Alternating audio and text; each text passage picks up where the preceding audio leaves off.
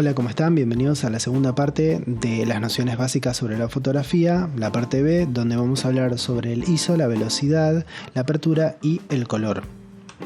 ¿Con qué herramientas contamos para lograr concretar nuestras ideas?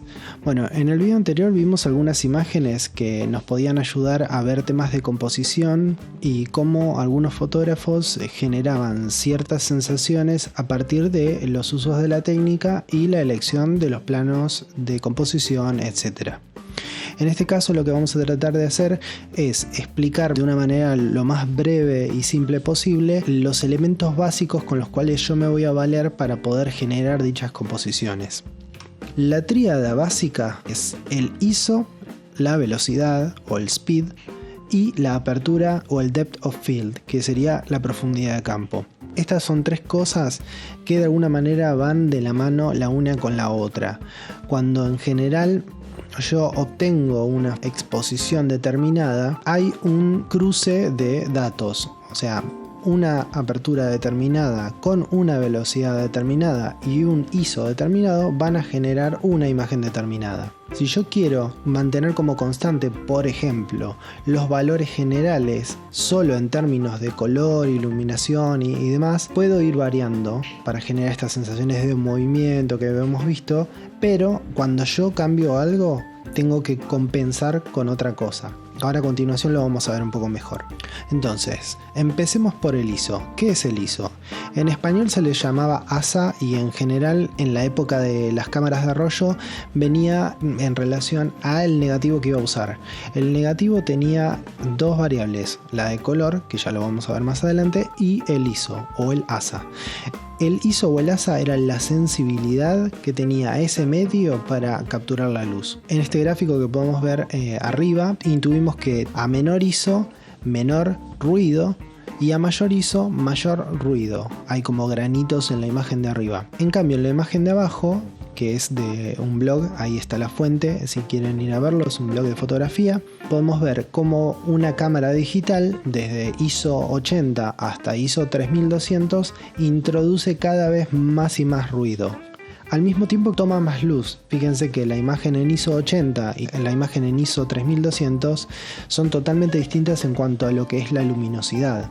Entonces, a mayor número de ISO voy a tener una mayor sensibilidad, una mayor captación de luz, pero al mismo tiempo tengo la pega de que tengo más ruido. Entonces, irse a un ISO muy alto para poder capturar un espacio que está muy oscuro, una situación en la cual tengo poca luminosidad, depende de cómo sea la situación, va a ser productivo porque me va a ayudar a generarlo, pero también me puede generar el problema de introducirme un montón de ruido.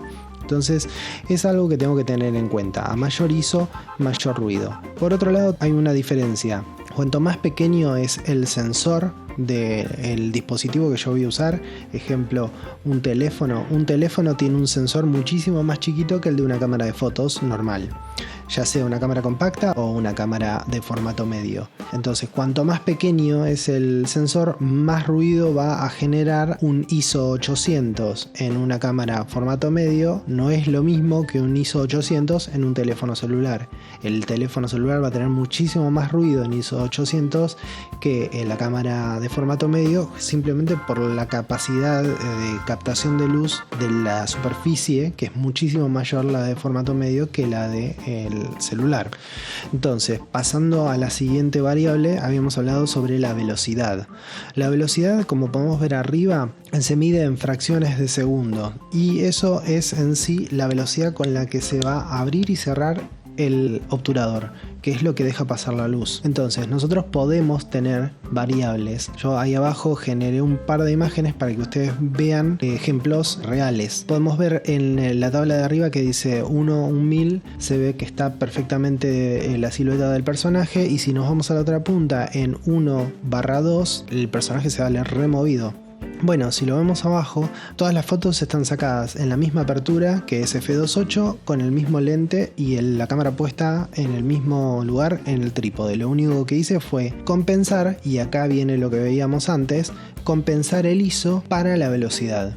Entonces, a misma distancia focal, 50 milímetros, y a misma apertura, que es f2.8, que es la que yo necesitaba o quería por el desenfoque que me daba y la profundidad de campo, que ya lo vamos a ver más adelante. Yo voy insertando algunos nombres para que ustedes vayan teniéndolos en cuenta. Para mantener todo eso, lo que tuve que variar es la velocidad y el ISO. Entonces, si bien todas las imágenes se ven bastante coherentes entre sí, están todas tomadas a velocidades e ISOs distintos.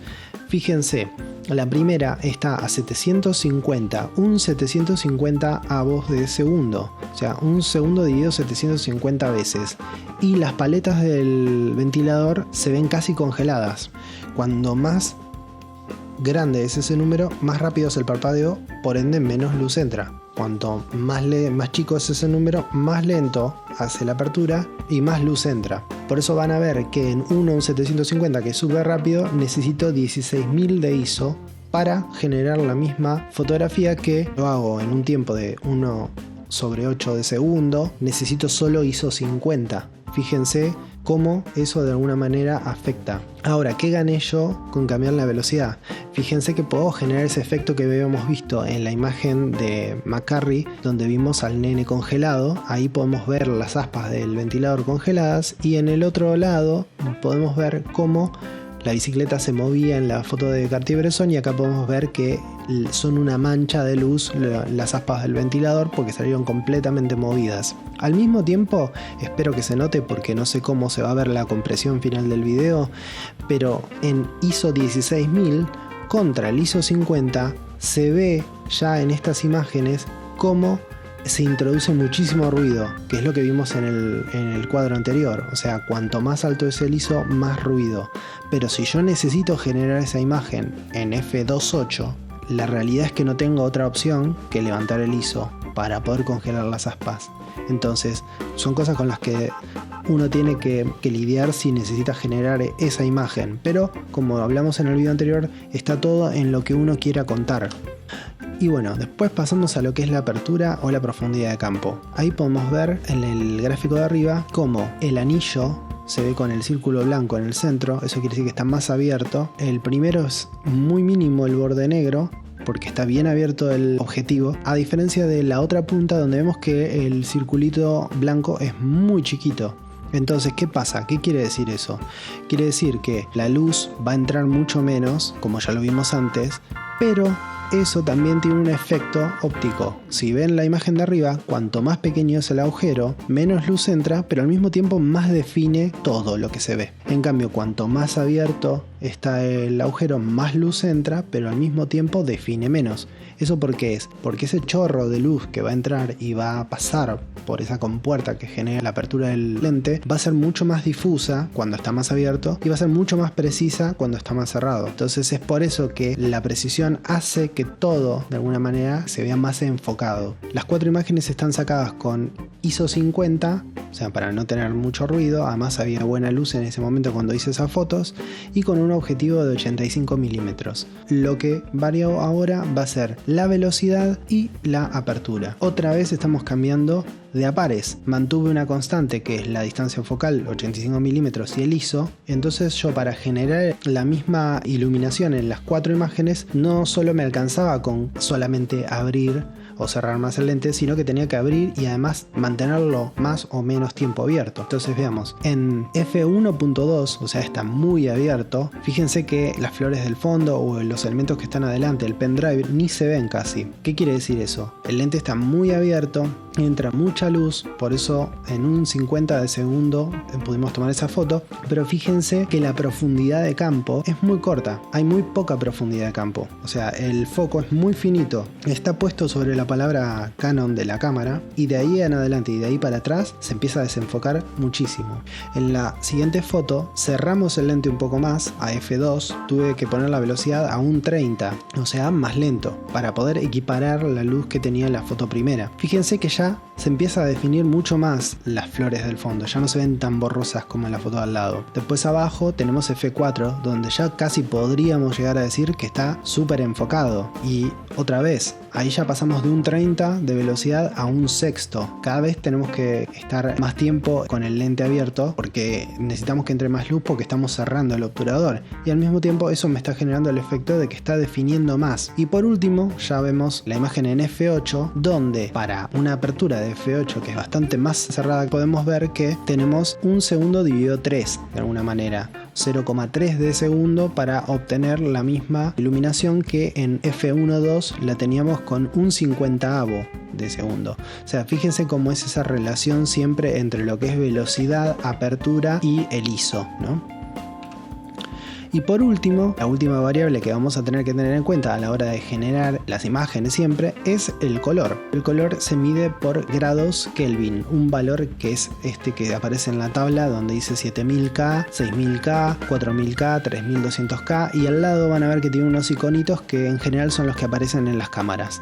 Bueno, esto lo que nos está indicando es el valor de la temperatura de la luz. La luz tiene temperatura y según va pasando por las nubes o va rebotando en diferentes lugares, o la hora y la altura del sol, va a variar las temperaturas y va a variar el color de la luz.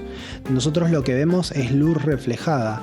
Nosotros no vemos algo que es verde. Nosotros vemos un objeto que absorbe el azul y el rojo y nos está entregando el verde. ¿Se entiende? Entonces, esto de alguna manera nos sirve para ecualizar la imagen.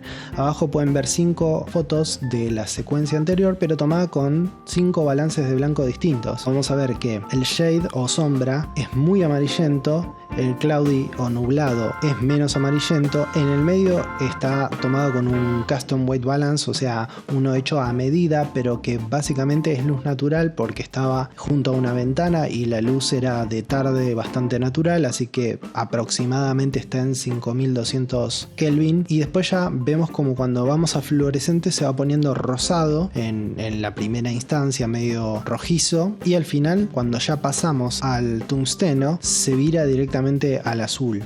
Ustedes seguro van a ver que muchas veces sacan una foto en el interior de su casa y se ve una ventana y por ahí lo de adentro se ve bien en color, pero la ventana se ve azul. Bueno, eso es porque la luz va a tender a balancear a la luz principal que está viendo, que en general es la que uno está enfocando, y lo que quedó en otro valor de luz lo tira a otro valor de luz. Bueno, hasta acá llegamos con este video. La idea ahora es, en el último, la parte C de este ABC de nociones básicas, vamos a tratar de poner en práctica todo esto que vimos tanto en el video A sobre composición y en el B, la parte técnica, cómo podemos llevarlo a cabo a partir de las aplicaciones de los celulares, que obviamente es transpolable a las cámaras de fotografía, pero en este caso vamos a tratar de centrarnos en lo que tenemos casi todos hoy a mano, que es un teléfono celular con una cámara y una aplicación que de alguna medida u otra nos permite manipular estas herramientas y estos valores de las cámaras. Así que bueno, nos vemos en el próximo video. Chao, chao.